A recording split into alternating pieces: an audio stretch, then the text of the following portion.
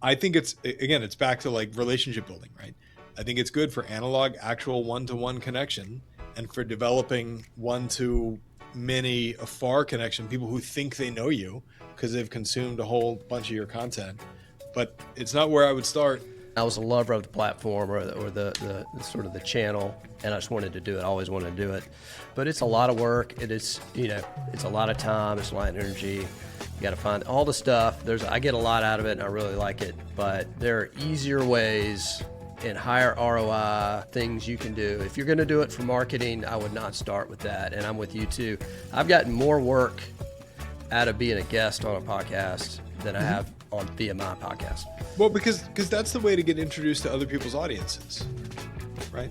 Like, how many people out there are scrolling lawyer podcasts and decide that's the one I'm going to listen to?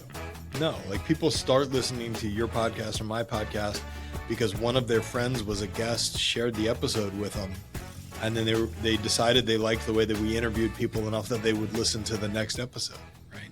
Welcome to the Founding Partner Podcast. Join your host, Jonathan Hawkins, as we explore the fascinating stories of successful law firm founders. We'll uncover their beginnings, triumph over challenges, and practice growth.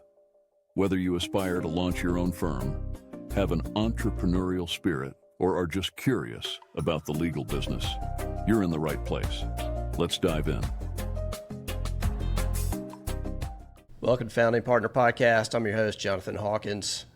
And we're going to do this one a little differently than we usually do. Definitely, we've got an interview style, but we're going to be talking tactics and diving into the topic of marketing for law firms versus sort of taking our guests through the journey of their firm. And the reason why we're not doing that is because this is a repeat guest.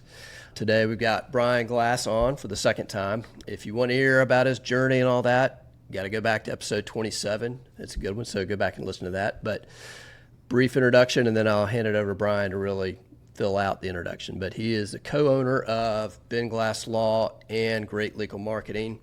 He's a personal injury lawyer up in Virginia. So, Brian, thanks for coming on again. And why don't you fill out the introduction? Tell us a little bit more about what you do, and really Great Legal Marketing, which might be of interest to our lawyer audience here. Yeah, I mean, this is perfect because you've grown an audience of lawyers and I market to lawyers, right? So, I'm a personal injury lawyer by trade. That's where we make the vast majority of our money. I have a firm that we are now at 21 or so people stateside and 5 virtual assistants in the Philippines. And we do personal injury, and my dad has a long-term disability appeals practice. For fun, we run Great Legal Marketing, which is an organization dedicated to helping solo and small law firm owners run better practices. The marketing piece is a little bit of a misnomer. It really started 20 some odd years ago as a company that was intent on teaching personal injury lawyers how to run better Yellow Pages ads.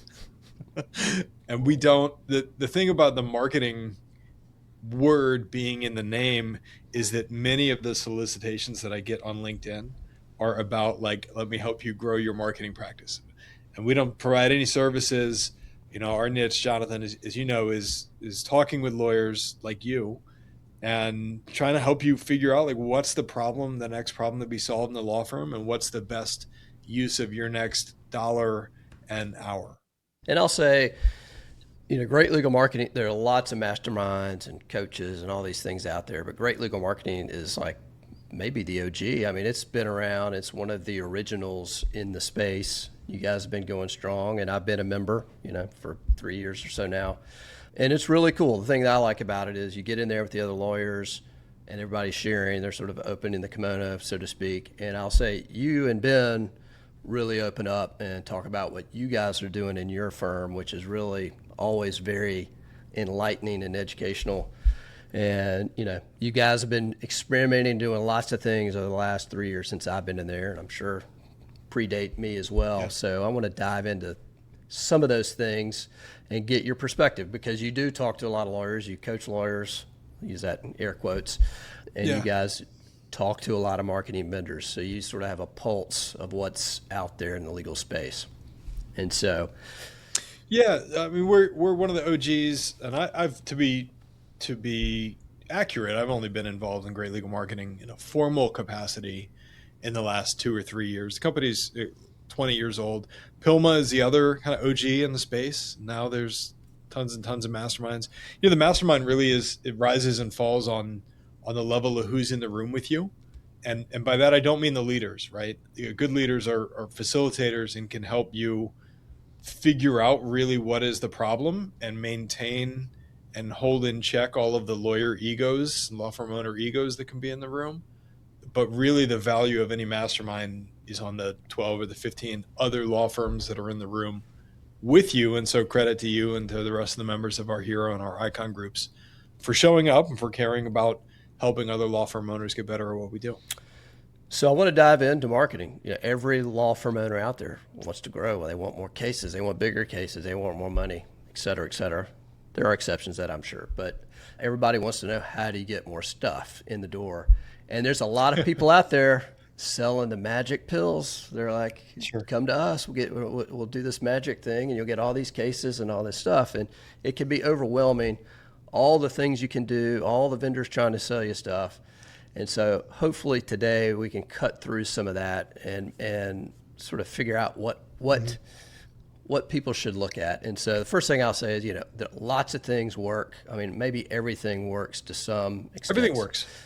So let's focus. I want to focus on, in your opinion, and one other sort of background. There are brand new lawyers, there are established firms, there are really big firms, and you can sort of pinpoint who this works for as we talk through things. Not everything is going to work for everybody along that spectrum. So where do you want to start? What a question. Tell me. So there's a spectrum of lawyers from brand new to established to big, and how should they market? Yeah. So maybe I'll... Well, I'll tell you, I think your point about maybe everything works to a certain extent is absolutely valid. Everything works, right? For small law firm owners, you come out and you go, billboards don't work because there's no way to track whether anybody called my 888 number that's on the billboard. Like, if billboards didn't work, lawyers wouldn't have them everywhere. So that branding works. It's a part of the rest of your broader marketing strategy.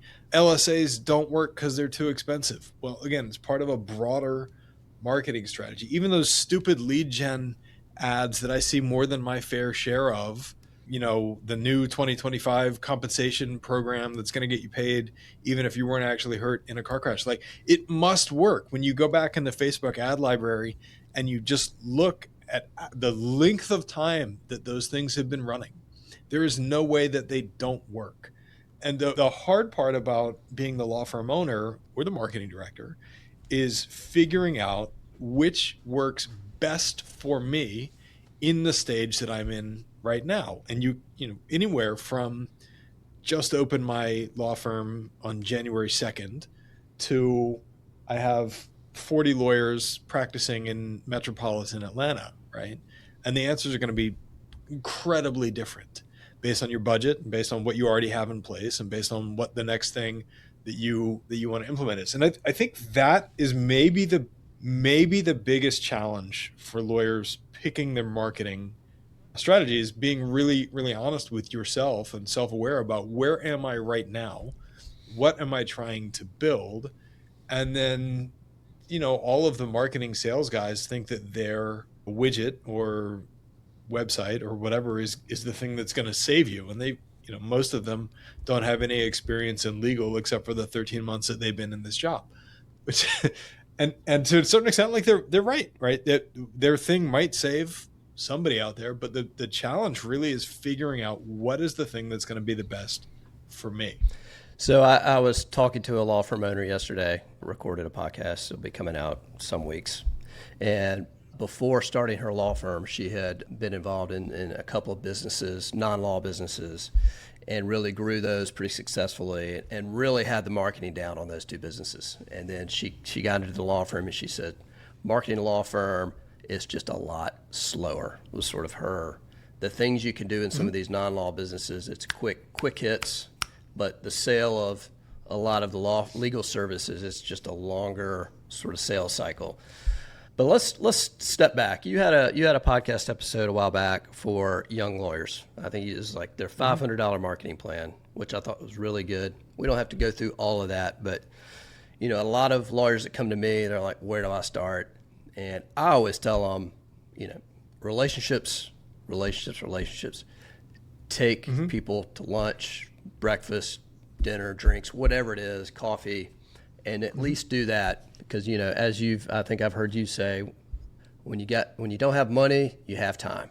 So Yes. use that. You don't have cases, you have time. So why don't you? So high level, if I'm a new lawyer starting a firm, maybe take me through some of the big pillars of that $500 marketing plan. Well, that is really the big pillar is spending money on time with people, right? Whether it's coffees or lunches. That's, I think, the place that almost everybody that doesn't have any business and doesn't have any clients and doesn't have a very large budget should be starting, right? And the mistake that I see some lawyers make is you come out and you put the money into digital, right? You put it into LSAs or pay-per-click or, God forbid, SEO. Trying to SEO a brand new website, like, good luck. But what I know in my firm is that more than half of our cases and more than probably 60% of our money, 60-70% of our money comes from referrals from actual human beings, right? Whether that's the first touch point or the last touch point before they get to us, most of our clients, and I in my personal interview practice, have had my name mentioned to them by somebody else in the universe before they Googled me or looked up my LinkedIn or looked at my Instagram profile, and then maybe they came through that channel, but most of them heard my name come out of somebody's mouth. And it's not always that they're only hearing my name, right? So you have to have those digital properties that distinguish you from, if I get 3 names, right? Now the end consumer can go and look at those 3 names. But really the relationship building is the crucial part of it. And so the way that I like to think about this, if I were just starting out, is thinking about who else has my clients already, who else is already talking to the group of people that I want to serve. And the easiest thing for me to do is a personal injury practice, because I know that, right? I could guess what it might be in your law firm general counsel practice, but I don't actually know. In a personal injury practice, the people that already have your clients are doctors, chiropractors, physical therapists, who are in smaller practices, who aren't in institutional practices. There may be larger law firm owners. They are, the big advertising firms that until 5 years ago, didn't have the capacity to handle the smaller cases, right? That's kind of changed now, because with offshore, quote, lawyers and case managers and people in the Philippines or Central America working on US based cases, I think that dynamic has shifted, and it probably is harder to get small case referrals from large firms than it was 5 years ago. But those offshore people aren't trying cases. And so you could go become the litigation arm of a big advertising firm. And so the doctors, lawyers, and then like who else in the community should I be speaking to that has an audience that naturally fits for me? So if you go to church, like other church, the heads at your church, the pastor, the youth ministers, whoever, right? It's the things that naturally fit for you. So for my dad, he's a referee, the referee organizations. Jonathan, we just ran youth referee scholarship. I think we're giving away $2,500 for a youth sports umpire or referee to go to college. We have 207 applications. So, wow. But all of those is like, what is the thing, the person that naturally fits with who I am, who I can have some kind of affinity with? That's like, do they know I'm a lawyer? Yes. But am I hanging out with them because they want to hang out with lawyers? No. Right. So for him, it's referees that know he's a lawyer. For me, some of these people at the gym that know I'm a lawyer. Finding these other communities where you can become the hub, not only necessarily for what you do, but for referrals out to other lawyers in your community. And so if I had no money and I had time and I had no clients, I would spend all of my time and whatever marketing budget I had doing referral lunches, going to meet people in their office. And then I would have some kind of newsletter or maybe an e-newsletter, but I'd prefer it be a physical hard copy thing that I could mail to them afterwards that reminds them that I'm still alive and still practicing law. So that's where I would start. Let's talk about that a little bit in the sense that I'll call it digital versus analog.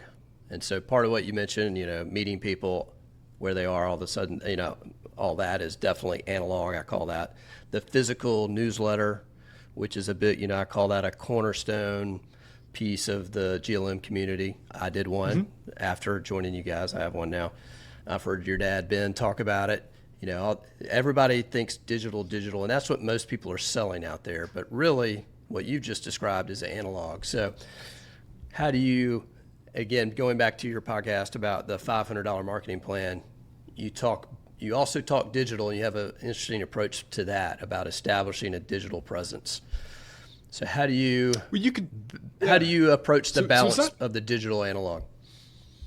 So it's not either or, right? And in fact, the one of the things that I would be trying to balance if I were doing all these in-network, in-person meetings with other lawyers and law firm owners and business owners is I would be documenting it, right? I'd be taking pictures and tagging them on Instagram or LinkedIn or wherever else and celebritizing them. There's a couple of lawyers in GLM who do this exceptionally well, and even outside of GLM. I mean, if you think of Brad Scott and David Vicknair down in New Orleans, they go out and they eat pizza, right? And they do a New Orleans pizza review.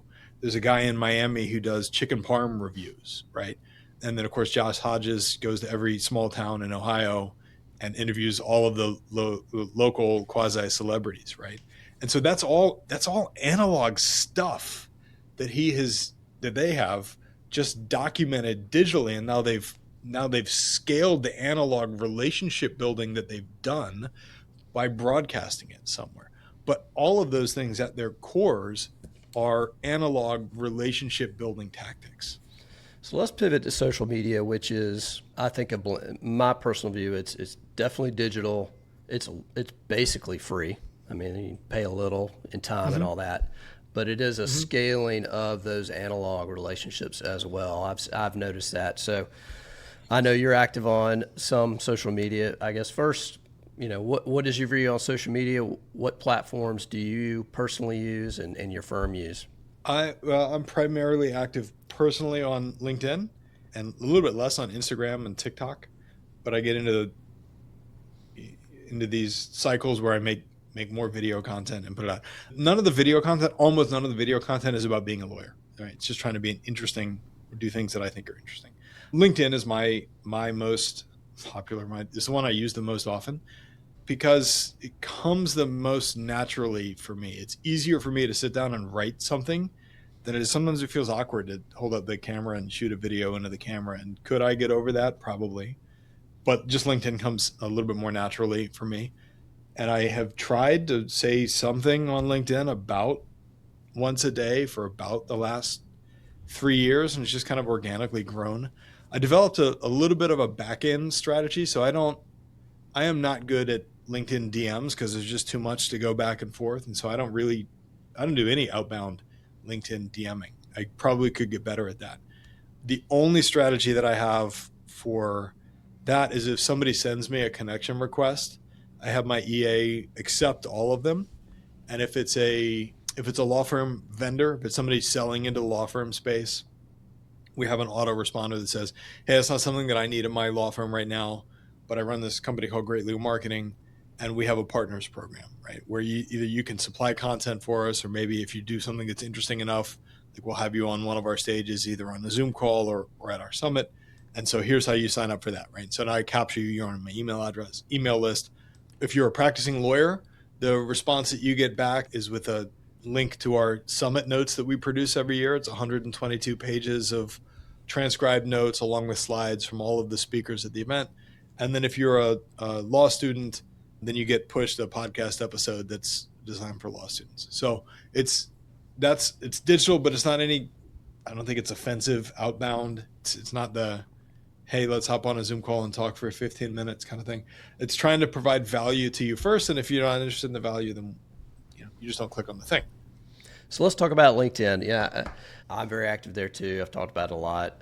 I bump into attorneys and they're like, especially you're a personal injury attorney. People say, well, Jonathan, you're a B2B. Of course it works for you.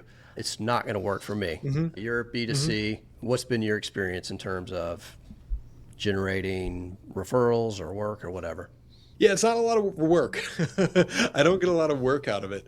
And again, maybe it's because I haven't done a great job of developing a DM referral network, or maybe it's because, it's the random chance that somebody in Texas is going to get a call about a Virginia car crash and refer them to me.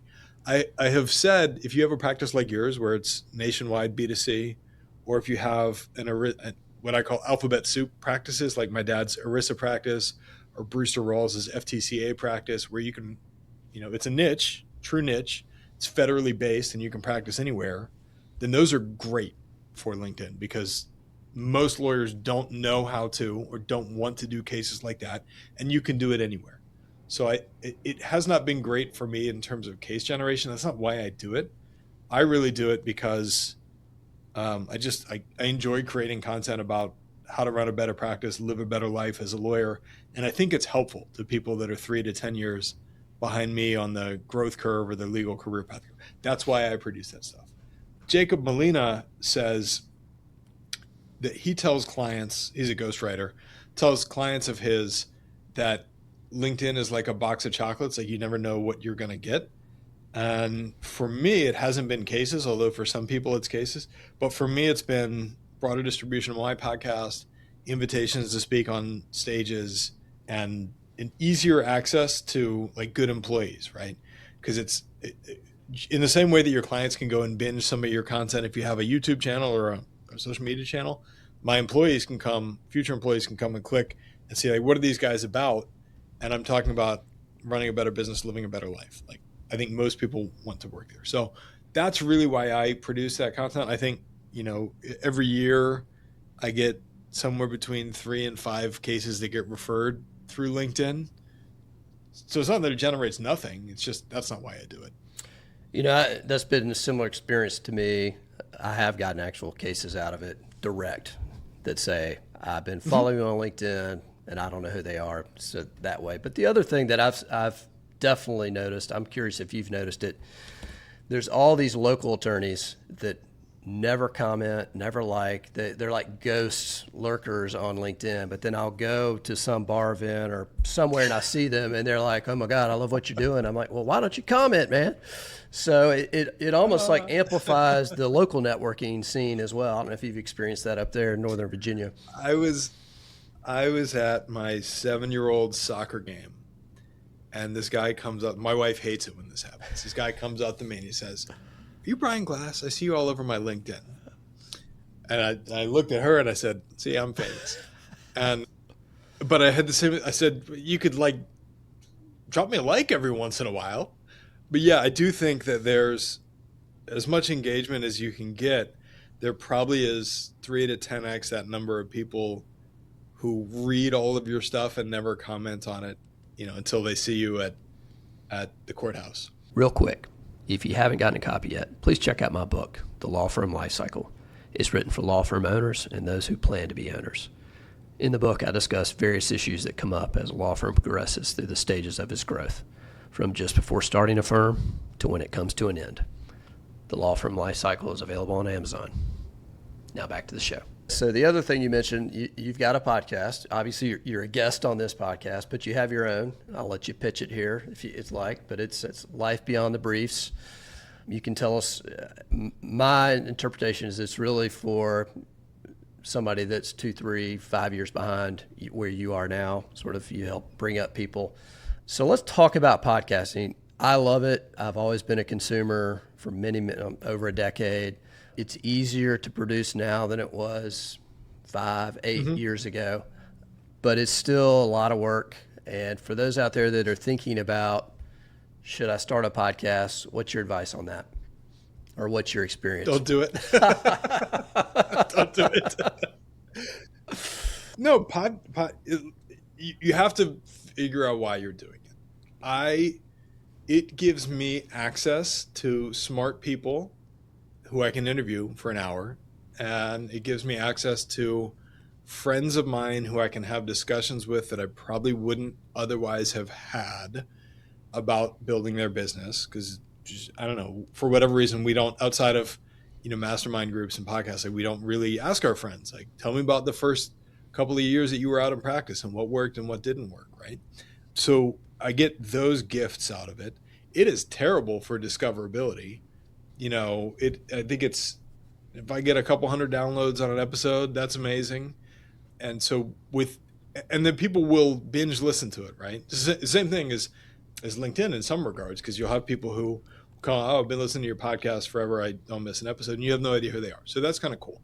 But I think it's it's terrible for like new people tripping onto you and discovering you, especially in the first 3 months, 6 months, even a year. You have to be willing to, and I've heard you say this, if you're going to go into a new channel, be willing to stick with that channel for 3 years on a regular basis and not see any results. Hormozy says something similar, right? Like I think Hormozy claims he created a weekly podcast for 7 years before it really got any traction at all.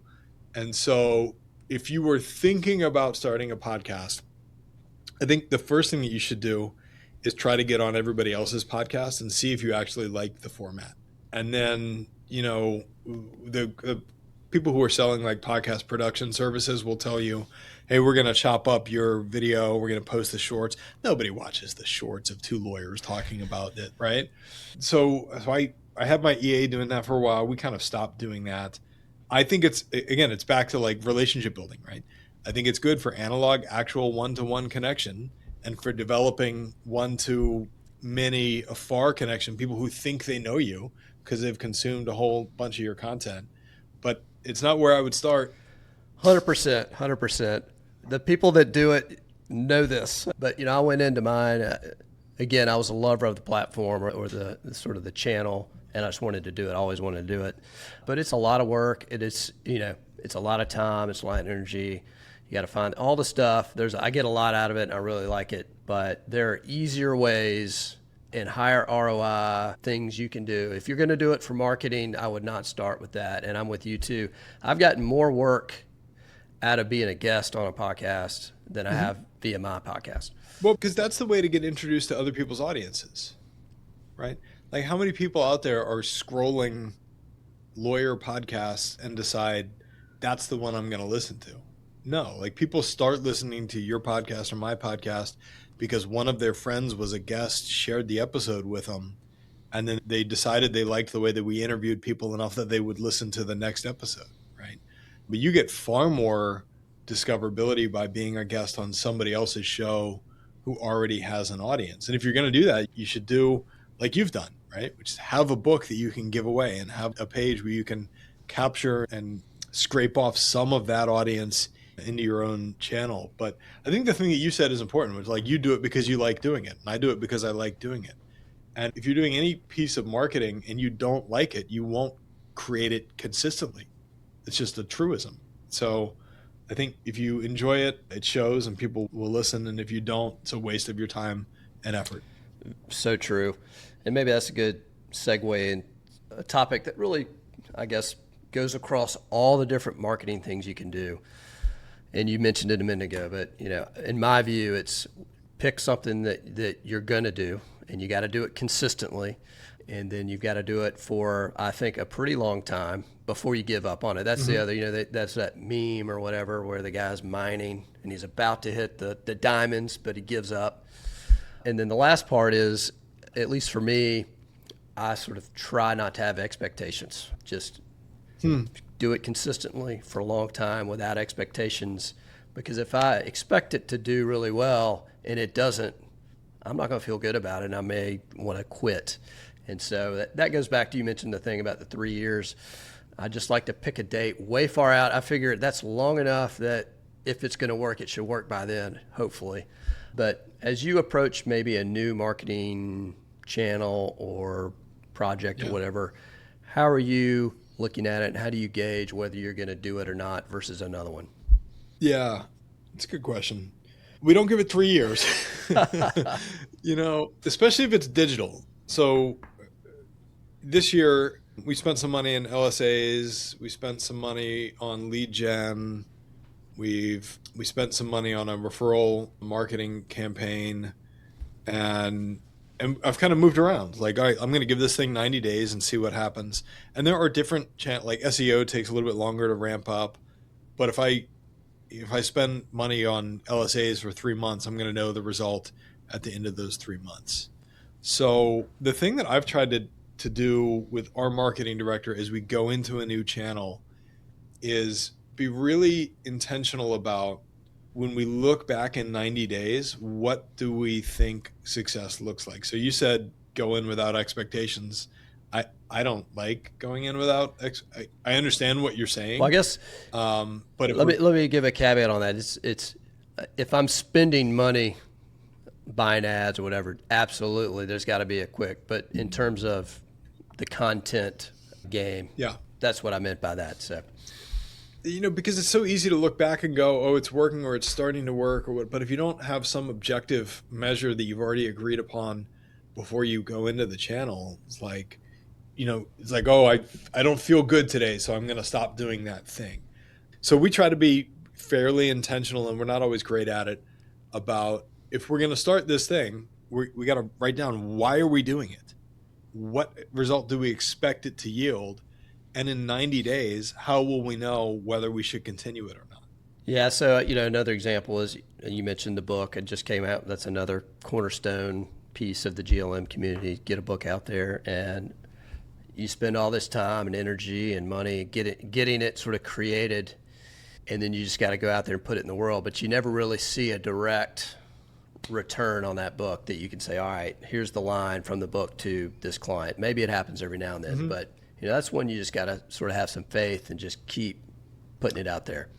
Yeah, I mean, it's like anything else, though. It's like shooting YouTube videos or creating podcasts. You kind of softly begin to hear that, oh, I read your book, and it's probably not I discovered you through your book, right? It's like I did you maybe did a consultation with somebody, and you sent them your shock and awe package, and it had the book in it, and then they took some time and read the book, or they read the first 3 chapters, and which is what most people do, and so that you're right that you never really see the direct line of attribution through the book, but I don't think you really see the direct line of attribution through almost anything that anybody does in the lawyer marketing space, except non-branded lead gen, right? Because everything else is, the multi-touch attribution is so hard that you're really just giving your best guess at, is anything working or is it a waste of money? Yeah, it reminds me. I saw an ad this morning. I'm gonna post about it tomorrow. So I know you do this a good bit, and it's for it's a lead gen company aimed at PI attorneys, and they say, you don't pay us for leads, you only pay us for signed cases. How can that be Which ethical? is completely unethical. There's like 30 ethics opinions around the country, but yeah, they're out there promoting that. So I'm gonna have a little post on that. Well, and so I see more than my fair share of those because I watch all the videos, and so now you're going to see a bunch of, the interesting thing, they must all share some digital cookie somewhere, because once you click on one, you're going to see 7 of the competitors' ads. So you'll have a whole portfolio of things to post about by tomorrow morning.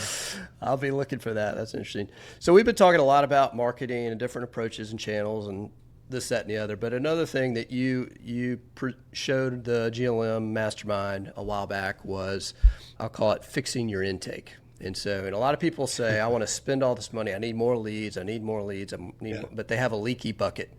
And so I don't know if you have the stats in front of you, but you did some work to fix the leaky bucket, I'll call it, at your firm. And take me through that, and what results did you see? Yeah. So this is the highest point of leverage for any small law firm, is closing the gap in the number of cases who call you that you want to serve and the number of cases who actually sign your retainer. And so the first step with this, though, is very clearly defining what is our wanted case criteria. And so for us in the car crash space, it's clear liability in Virginia less than 2 years ago, where you went to an emergency room, or you went to an urgent care, or you saw your primary care doctor in a quick period of time, and you had some established period of care, right? I'm not interested in talking to somebody who was in a crash 48 hours ago and hasn't been to a doctor yet and is calling the lawyer first, right? So that'd be somebody who's outside of our box. But you have to have this clearly defined box so that you're not just looking back and guessing what percentage of cases that we wanted did we actually sign. Because it's the same thing. It's like, how did I feel today? And on a slow week, those bad cases become cases that you want. So as you're keeping these statistics, you have to very clearly define and pass off to your team, what do we want and what do we not want?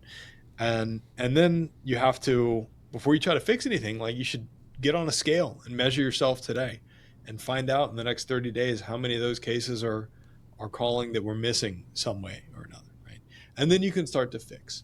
And I wish I had the silver bullet for you, because it's not a script. It's not, a follow-up sequence. It's not a drip campaign. It really is hiring somebody who gets personally offended, like our intake person does now. Krista gets personally offended if somebody calls us and is a right fit for us and doesn't hire us. Like, it ruins her day. And that is the biggest leverage point that you can have in your law firm. And so we've kind of moved up the scale. The evolution that most small firms go through is the lawyer does all the intake to, somebody at the front desk does a little bit of a screen, and then the lawyer closes the sale, to maybe there's a paralegal involved. And then we hear about overseas stuff. And so, okay, we hire a VA offshore to do the intake, and we train that person. And at every stage is like, this is what I can afford. This is what I can afford. And you kind of move up. The biggest change for us happened when we found the right person, and she was in-house in Fairfax, Virginia. And as I like to say, if a good case is on the phone, she could run screaming down the hallway like her hair is on fire and find a lawyer to get on the phone and close that deal. So, I don't begrudge people that don't have the financial capacity to hire somebody like that, because it's way more expensive than hiring a VA offshore. But understand that if you look at like your average case value and you only signed 3 more cases, you probably could afford that person in 12 months, right? If you just invest in having the real life person in-house, you probably could close that gap pretty quickly, because most lawyers will tell you we sign 100% of the cases that we want, and it's just not true. I love the evolution of how you guys sort of tested and experimented and sort of grew along the way, and you sort of found where you are now. We'll see where you are in 3-4 years from now. The other thing that I've heard you talk about, and this is going back to SEO as a marketing approach, that I thought was interesting, your evolution to the SEO sort of experience, where you guys did a lot of it in-house. You did a presentation to us, and it was extremely sophisticated the way you guys did it. It was incredible, really. Yeah. And you guys we're very proud of it. It was great. But then you decided, we're scrapping that. We're hiring somebody outside vendor. So maybe take me through that thought process. Yeah. Well, I mean, my evolution with SEO, I went to law school 2005 to 2008, and I worked while I was in school for Tom Foster, writing content for Foster Web Marketing. So I have a fairly deep background, and it is way more complicated now than it was back then. And that was the lesson that we learned after we showed you guys the presentation of, here's all the things that we're doing in-house with these AI tools to, number one, select what's the gap in our content right now, what do our competitors have that we don't have, how can we take our current content and make it a little bit better, and then how can we utilize AI ethically or not, right, to write most of the article, come back and give it some human tweaks and put it up there. But really, Jonathan, the change for us from going from that in-house system, which was working fairly well, to Jason Hennessy's company is, Jason was offering coaching for a while. And I don't know if he still is, where for $2,000 he would get on a 90-minute call with you and go through him personally, your website, and what changes needed to be made, and then we would go and execute. He liked working with us because we would take all the things that he said, and then by the next call 30 days later, we had done all the things. But finally I looked around and I was like, shit, we're spending $2,000 on Jonathan. It's my time, it's Ben's time, it's Lauren's time for this 90 minutes. We're doing prep work before we get on the call. Then when we get after the call, it's Lauren is fixing the things on our website, and we have a VA in the Philippines who's helping her. Like, we should at least quote what would it cost to just have you do this for us. And when we did, I was like, that it's definitely cheaper to just have the professional do it for us. So that's how we got there. I think the challenge with SEO is that your results are only as good as the account manager who's working on your account. And so you can have the greatest company and the worst account manager, and you're not going to have good results. And you never know during the sales process. And you never and there's always somebody in the space looking over your shoulder, willing to get on a call and tell you the 3 things that your firm is doing wrong. And it's very hard to figure out. And especially if you were starting brand new in 2025 or 2026, like, good luck. I've at least got a 18-year, novice background in this stuff, and I understand the terminology. If you were coming out brand new and you were hearing about schema markup and H1 tags, and no way. It is a lot. It is a lot. And you mentioned the other, you mentioned AI, but that's the other piece at the summit. Hennessy talked about AI. People are moving away from the traditional Google search. We don't have to go down that rabbit hole. But now it's a AI search, and people aren't necessarily even clicking on your website anymore. So, whole different ballgame potentially. Our Google business profile calls are dramatically down because there's no more click the call button, at least in our locality, right? And so you put all this work and effort into it, and then it changes. But what I took away from the presentations at the summit was the stuff that we've all been doing for years is the stuff that you need to continue doing, right? Produce content that holds you up as the authority in the space. Get that content into the hands of other people who can talk about how you're the authority in the space, and do good work, and more work will come, right? And so are there AI specific tactics? Can you have a bot go and recommend you on Reddit 150 times? Sure, right? And that works until the AI script begins to ignore Reddit, right? And so the stuff that has always worked is the stuff that will continue to work. Just be a good, ethical, honest lawyer, create interesting content, become the authority in your field, and get people to talk about you. We might have to end it with that. I mean, that is basically it, right? And how what's old is new. I know. That's it. That might be what we end on. But I'll ask one last question. Is there anything we haven't talked about, if I'm a lawyer out there, and maybe we not focus on the behemoth type, really big, sophisticated firms like the Simmel Ross out there that really have his machine going. What advice would you give to somebody out there that's trying to build their firm and trying to build their marketing channels? So if you're a small firm and you're trying to build the firm, I think it's all people, man. Having good people and having good people in your firm who are helpful to your clients, who your clients like dealing with, and creating a good customer service experience that is worth recommending, right? Everybody wants to know what's the tactic that'll get me more 5-star Google reviews. Turns out it's like being worthy of being left a 5-star Google review. I think at the end of the day, that's the most important part. And, I think maybe the thing to end with is this, like, if you can create the firm where your people and you actually like showing up, it's a whole lot easier to work in that firm long-term. You don't have to sell it to private equity. You don't have to have your exit because you're tired of it. And that really is the path to wealth, is to be able to do the thing at an above average rate for a longer than average period of time. Then that's happiness too, right? Because you actually enjoy showing up and putting in your 40, 50, 60, whatever it is, hours at your calling. So I don't think it's anything fancy. It's just like doing work that's interesting to you with people that you like. Well, Brian, we're going to end it with that. I appreciate you coming on. For people out there that want to get in touch with you or learn more about your firm or Great Legal Marketing, what's the best way to find you? Yeah, so LinkedIn is where I'm most active. If this is, you getting this out sometime in January? Yeah, I think it's January-ish. Okay. So we're doing a boot camp, an analog marketing boot camp. You can check out the details at glmbootcamp.com. We'll probably do a couple more of those throughout the year. People seem interested in that.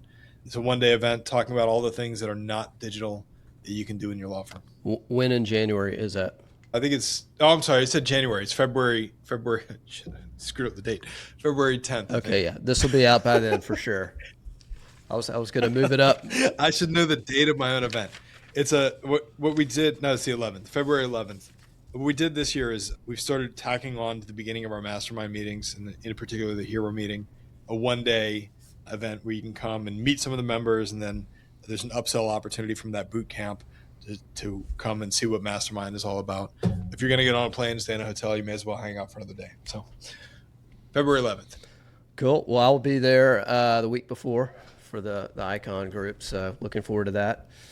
But again, man, thanks for coming on, and we'll catch up soon. Have a good holiday. Get all the stuff done you need to get done. Running out of time. Yeah. All right, man. You too. Good to see you. Thanks for listening to this episode of the Founding Partner Podcast. Be sure to subscribe on Apple Podcasts, Spotify, or wherever you get your podcasts to stay up to date on the latest episodes. You can also connect with Jonathan on LinkedIn and check out the show notes with links to resources mentioned throughout our discussion by visiting www.lawfirmgc.com. We'll see you next time for more origin stories and insights from successful law firm founders.